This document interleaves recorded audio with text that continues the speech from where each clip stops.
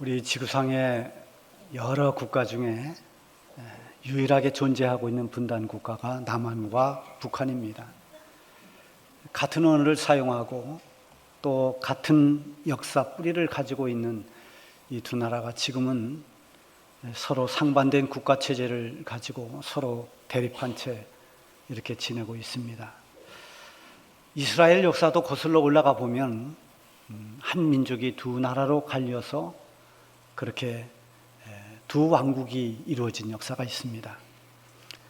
열왕기상 하는 바로 그 두 왕국의 왕들이 통치하던 시대에 일어난 일들을 기록한 것입니다. 이스라엘의 왕 제도가 시작되면서 첫 번째 왕이 된 사람은 바로 사울이라고 하는 사람이죠. 사울 왕이 이스라엘의 첫 번째 왕이 됩니다. 그리고 그 뒤를 이어서 그 유명한 다윗이 제2대 왕으로 오르게 됩니다. 다윗이 통치가 끝나고 난 뒤에 그의 아들인 솔로몬이 제3대 왕이 됩니다. 솔로몬이 오랫동안 40년을 통치하고 이제 솔로몬이 죽고 나서 그 아들 르호보암이 왕을 이어가는데, 이 르호보암의 통치가 많은 사람들에게 반감을 주었습니다. 억압정책, 아주 솔로몬보다 더 강력한 그런 억압정책을 썼습니다. 여기에 반감을 품은 이 북쪽 지파의 10지파들이 떨어져 나가면서 여로보암을 왕으로 세워서 북왕국이 시작이 됩니다. 북이스라엘이라고 그렇게 부르죠. 그리고 이제 남은 유다 지파와 베냐민 지파, 이 두 지파가 남유다로 형성돼서 이렇게 북이스라엘과 남유다 두 왕국 체제로 가게 됩니다. 대체적으로 보면 이 남유다보다도 북이스라엘의 왕들이, 악한 왕들이 참 많았습니다. 북이스라엘의 첫 번째 왕인 여로보암도 하나님을 섬기지 않았습니다. 여로보암도 우상 숭배를 했습니다. 그 뒤를 이어지는 그 왕들도 다 하나님 앞에 악을 행했고 우상 숭배를 떠나지 못했습니다. 왕이 되는 일도 하나님의 방법이 사용되지 않고 그들이 모함과 그리고 배반, 칼부림 이런 것에 의해서 왕이 바뀌었습니다. 엘라라고 하는 왕을 시므리가 쳐서 죽이고 그리고 자기가 왕이 됩니다.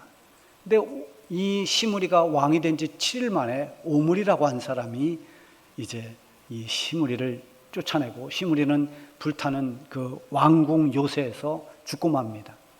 그래서 오므리가 이제 통치를 하는데, 오므리도 그 정치를 한 걸 보면 하나님을 섬기지 않고 우상 숭배를 많이 했습니다.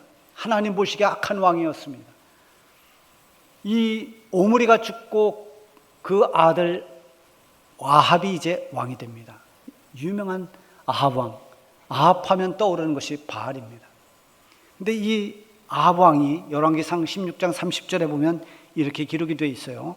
오므리의 아들 아합이 그의 이전의 모든 사람보다 여호와 보시기에 악을 더욱 행하여, 그러니까 지금까지의 왕들도 다 하나님 보시기에 악을 행했지만 아합은 더 하나님 보시기에 악한 왕이었다는 거죠. 아합은 저 시돈이라는 이웃 나라의 공주 이세벨을 아내로 맞습니다. 이세벨은 완전 바알 숭배자입니다. 그래서 이세벨과 결혼하면서 이 아합은 전 그 이스라엘에 바알 숭배를 확장시켜 나갑니다.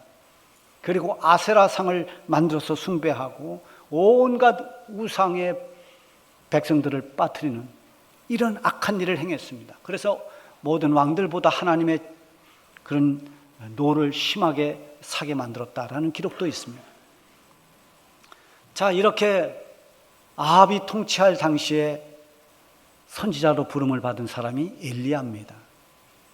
나라를 이끄는 통치자가 우상 숭배에 앞잡이고 백성들은 다 우상 숭배에 빠져버리는 이런 영적인 암흑 시대에, 그때 엘리야가 하나님의 부름을 받고 외롭게 하나님의 말씀을 전하면서 영적 싸움을 싸워 나가야만 했습니다. 우리가 잘 아는 갈멜산에서의 대결, 이 바알 선지자 450명과 엘리야 선지자가 대결하는 이 대결, 그 하나만 봐도 그 시대의 상황이 얼마나 바알 숭배가 심했고 이 엘리야가 하나님의 사람으로서 그 사명을 감당하기에 얼마나 힘들었는가를 보여주는 그런 단면적인 모습이기도 합니다. 자, 그렇게 이스라엘이 온통 우상 숭배에 빠져 있을 때 엘리야는 그에 맞서서 이제 하나님의 말씀을 전하는 그 사명을 받습니다. 여러분, 지금 유럽 교회는 영적 싸움에서 완전히 패배한 패잔병처럼 교회가 생명력을 잃었습니다. 교회 가서 예배를 드리는 사람들을 그 이야기를 들어보면 예배는 다 건조하고 메말랐다고 합니다. 하나님 말씀을 붙잡고 그리스도인으로서의 삶을 살아내야 하는 이런 이 신앙생활의 열정은 다 식어서 차갑게 이를 데가 없고, 그저 성도들의 신앙은 주말 종교 생활에 지나지 않는, 이렇게 전락해 버렸습니다. 그 이면에는 이 세상에 거대한 사상이 있습니다. 포스트 모더니즘이라고 하는 이 거대한 사상이 모든 걸 바꿔놓았습니다. 모두가 이 사상의 지배를 받았습니다. 받고 있습니다. 절대 진리가 붕괴됩니다. 탈종교화 현상이 일어납니다. 이런 등등의 여러 가지 이 시대의 풍조에 밀려서 그리스도인들조차도 조금씩 믿음이 흔들리고 신앙의 붕괴 현상이 계속 일어나고 있습니다. 아합과 이세벨의 바알 숭배가 그 시대의 거대한 시대의 풍조처럼 백성들에게 큰 영향을 주었습니다. 하나님의 백성으로서 변하지 말아야 할 것이 변했고, 그들이 놓치지 말아야 될 그런 것들을 다 놓쳐버렸습니다. 그때나 지금이나 하나님의 부름을 받은 모든 믿음의 사람들은 하나님을 거역하는 세대의 그 거친 탕류에 맞서서 영적 싸움을 싸워 나가야 됩니다. 단지 이 세상에서 살아남기, 이 세상에서 어떻게 해서라도 성공하기, 여기에 초점을 맞출 것이 아니라 더 근본적으로 하나님의 부름을 받았으니 하나님의 택함받은 하나님의 백성으로 이 땅을 사는 동안에 하나님의 뜻이 무엇일까? 나를 여기에 있게 하신 하나님의 뜻은 무엇일까? 하나님의 뜻이 무엇인가에 초점을 맞춰야 이 세상의 그 거센 하나님을 대항하는 그런 모든 이 세대의 흐름에 맞서 싸워 이길 수가 있습니다. 로마서 12장 2절에 보면 너희는 이 세대를 본받지 말고 오직 마음을 새롭게 함으로 변화를 받아 하나님의 선하시고 기뻐하시고 온전하신 뜻이 무엇인지 분별하라고 말씀합니다. 이 세대는 하나님을 거스리는 세대입니다. 하나님의 뜻을 분별할 수 있는 지혜는 어디에서 찾을 수 있습니까? 바로 하나님의 말씀입니다. 말씀을 듣지 않고는, 하나님의 말씀을 붙잡지 않고는 하나님의 뜻을 분별하지 못합니다. 하나님 말씀을 통해서 하나님의 뜻을 깨닫고 영적인 분별력을 가질 수 있게 되는 것입니다. 미국 선교사들이 처음 우리 한국교회 초창기에 와서 감동하고 놀란 세 가지 우리 한국교회 열정을 꼽았습니다. 그 세 가지 중에 하나가 전도의 열정입니다. 얼마나 열심히 전도를 하는지 감동을 받았어요. 그리고 정말 뜨거운 헌신입니다. 헌신의 열정. 그리고 가장 첫 번째가 무엇인가 하면 성경을 사모하는 열정이라고 그랬습니다. 성경을 사모한다는 것은 하나님의 말씀을 귀하게 여기고 그 말씀을 붙잡고 살려고 하는 그런 열정을 말합니다. 그럼 하나님의 말씀이 단절되면 우리가 영적인 싸움에서 패배할 수밖에 없는 겁니다. 이전에 우리 교회 신천지 연명이 위장 전입을 해서 아주 열심히 봉사를 많이 했습니다. 이들이 열심히 봉사하고 헌신도 하는데 한 가지 특이한 점이 있었어요. 그게 뭐냐면 설교를 잘 안 듣습니다. 예배에 집중을 못합니다. 이미 신천지 교육으로 딱 굳어져 있기 때문에 일반 교회에서 전하는 하나님의 말씀에 대해서는 이미 귀를 닫고 있는 것입니다. 아합 왕도 이미 바알 숭배에 완전히 젖어 있어서 하나님의 경고의 말씀을 귀담아 들을 수가 없었습니다. 오늘 본문 1절에 보면 엘리야가 아합 왕에게 경고하는 말로 시작이 됩니다. 내 말이 없으면 수년 동안 비도 이슬도 이 땅에 없을 것이다. 엘리야의 경고는 단지 아합 왕의 어떤 겁을 주려고 하는 그런 말이 아닙니다. 하나님의 말씀을 듣고 전한 말입니다. 그의 말대로 그때로부터 3년 6개월 동안 이스라엘 땅에는 가뭄의 재앙으로 고통을 받아야 했습니다. 지난 한 주간 전국적으로 얼마나 많은 비가 내렸는지 모릅니다. 많은 피해자가 생겼습니다. 이로 인한 피해는 상상을 초월할 것입니다. 자연재해는 이렇게 인명피해, 재산피해, 그리고 우리가 세웠던 계획을 무너뜨리고 또 여러 가지 지금까지 열심히 수고하며 땀 흘리며 수고했던 그런 모든 것들을 다 망가지게 하는 그런 결과도 가져옵니다. 자연재앙 앞에서 인간이 얼마나 무력한가를 깨닫기도 됩니다. 그래서 때로는 하나님께서 이런 인간을 징계하시거나 깨닫게 하실 때 자연재앙을 도구로 사용하실 때도 있습니다. 애굽왕 바로에게, 그 강팍한 바로에게 10가지의 재앙을 내렸습니다. 하나님의 말씀에 불순종하고 도망치는 요나에게 하나님은 풍랑을 도구로 삼았습니다. 이스라엘 3년 6개월 동안 이 가뭄의 재앙은 아합 왕의 죄악을 징계하시는 하나님의 손길이었습니다. 훗날에 가뭄이 극하게 되었을 때, 그때 아합 왕과 엘리야가 만나게 되는데요, 그때 아합 왕이 엘리야를 보면서 소리칩니다. 너는 이스라엘을 괴롭게 하는 놈이다. 그러자 엘리야가 말합니다. 이스라엘을 괴롭게 하는 자는 내가 아니라 바로 당신입니다. 당신이 하나님을 버리고 우상 숭배에 빠져 있기 때문에 이 땅에 이런 고통과 어려움이 온 것입니다. 오늘 이 본문 시작하는 1절에 보면 엘리야가 그 재앙을 경고합니다. 아합 왕에게 가뭄을 경고했는데 이 재앙은 온 이스라엘이 겪어야만 됐습니다. 엘리야 역시도 그 고난에서 제외될 수가 없었습니다. 죄악의 땅으로 변해버린 이 이스라엘이 겪어야 할 재앙이었습니다. 사실 재앙보다 더 무서운 근본적인 것은 재앙을 불러오게 하는 이스라엘의 범죄였습니다. 우상숭배였습니다. 그때 하나님께서는 하나님의 사람 엘리야에게 말씀하십니다. 엘리야에게 임한 모든 하나님의 말씀은 쉽게 납득할 수 있는 그런 말씀은 아니었습니다. 하나님을 전적으로 신뢰하지 않고는 이해하기 어려운 말씀을 하나님이 주십니다.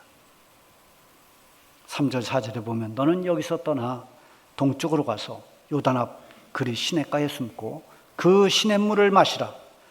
내가 까마귀들에게 명령하여 거기서 너를 먹이게 하리라.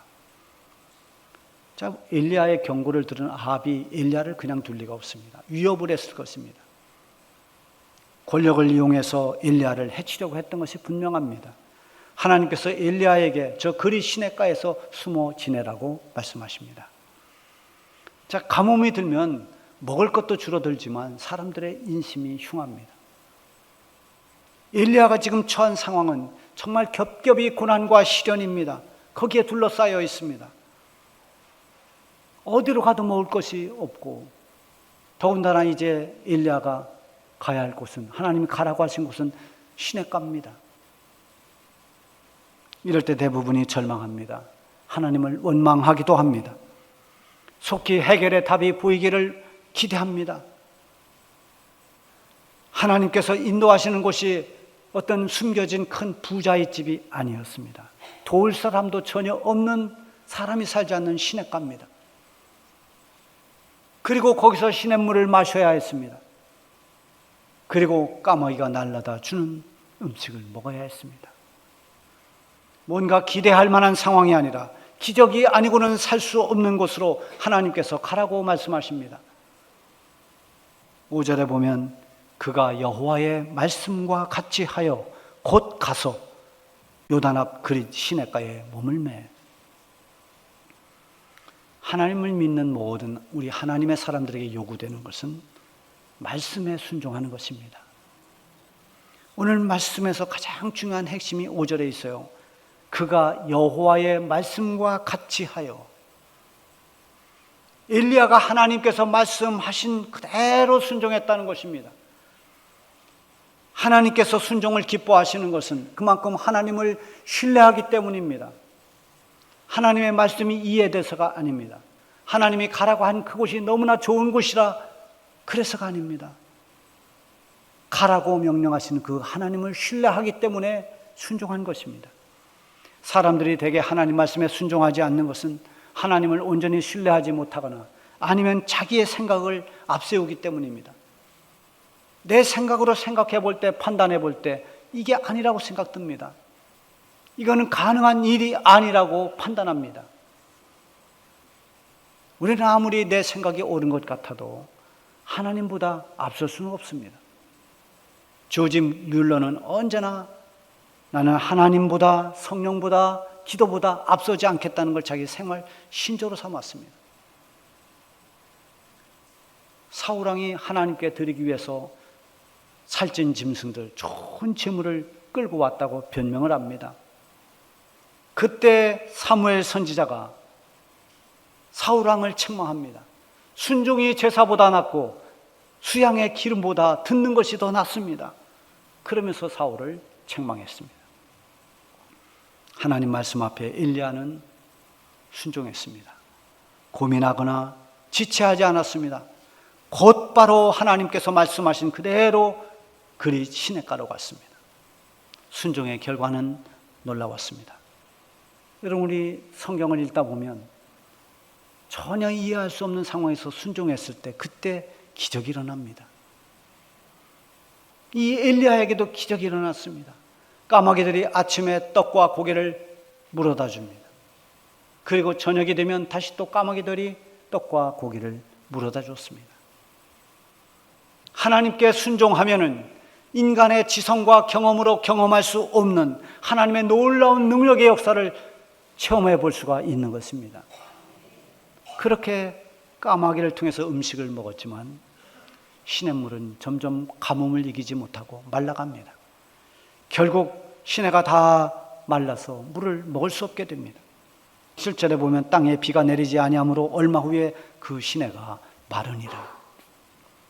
우리가 사는 동안에 어떤 문제가 해결되고 기적을 체험했다고 해서 거기서 모든 게 끝난 게 아닙니다.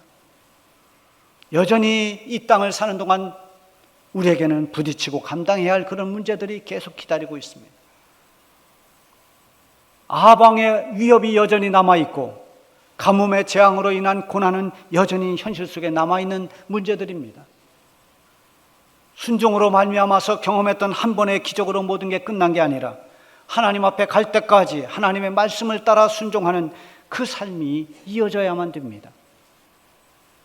하나님의 말씀이 다시 엘리야에게 임했습니다. 9절에 보면 너는 일어나 시돈에 속한 사르밧으로 가서 거기 머물라. 내가 그곳 과부에게 명령하여 네게 음식을 주게 하였느니라. 그 다음 절에 보면 엘리야가 역시 이 말씀을 듣고 바로 일어나서 사르밧으로 갔습니다. 시냇가가 되었던 사르밧 과부의 집이 되었던 하나님께서 말씀하시는 그곳으로 지체 없이 순종하고 달려갔습니다. 그리 시내에서 너무나 먼 거리에 있는 저 북쪽 지중해 연안에 있는 사르밧까지 가는 길은 정말 험하고 그리고 힘든 여정이었습니다. 그곳에서는 까마귀가 아닌 한 가난한 과부로부터 음식을 먹게 된다는 것입니다.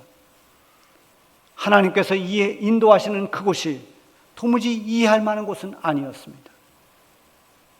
엘리야가 그곳에 가서 과부의 형편을 보았습니다. 마지막 떡 한 개 만들어서 아들과 함께 먹고 죽기를 기다려야 하는 그런 딱한 형편입니다. 그에게 있는 것이라고는 이제 한 움큼의 가루와 조금 남은 기름밖에 없었습니다. 그러나 그곳에서 엘리야는 기적의 음식을 먹으며 지냈습니다.